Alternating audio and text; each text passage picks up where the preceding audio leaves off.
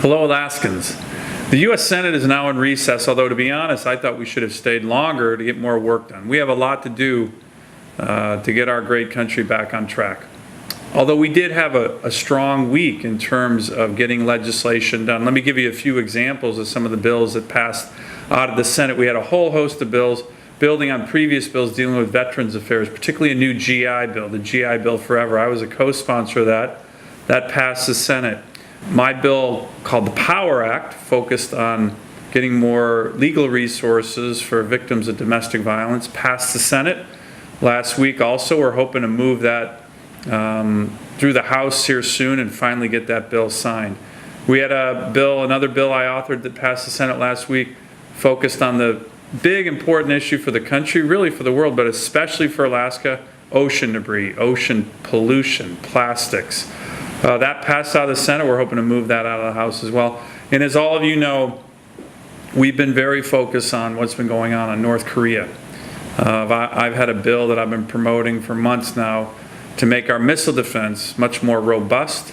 I'm confident that that's going to pass when we come back from recess in September. And as all of you know as well, Alaska is the cornerstone of our entire country's missile defense.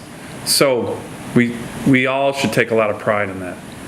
So anyways, I'll be home soon. I've had Marine Corps training both on the front end, reserve duty of the recess, and I'll have some on the back end, but I'm going to be home in a few days. I think you're also all aware, one thing we didn't get done over the last several weeks was healthcare reform. And in my view, this was a significant missed opportunity for our great state, but also for the country.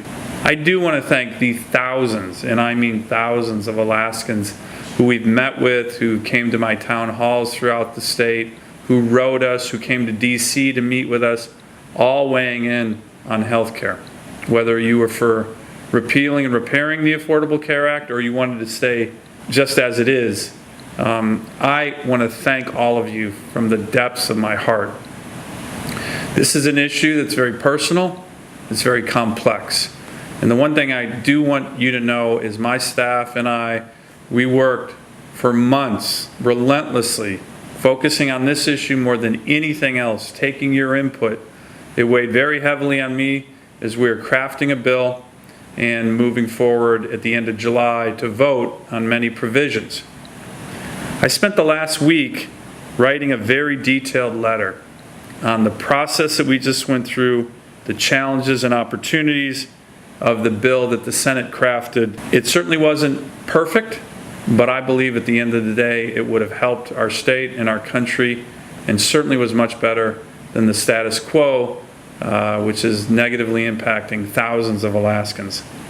It's a long letter, but I really felt the need to lay out in detail the process, and in particular some of the provisions that we worked on, that we were able to get in to the Senate healthcare legislation that helped Alaska address its unique challenges.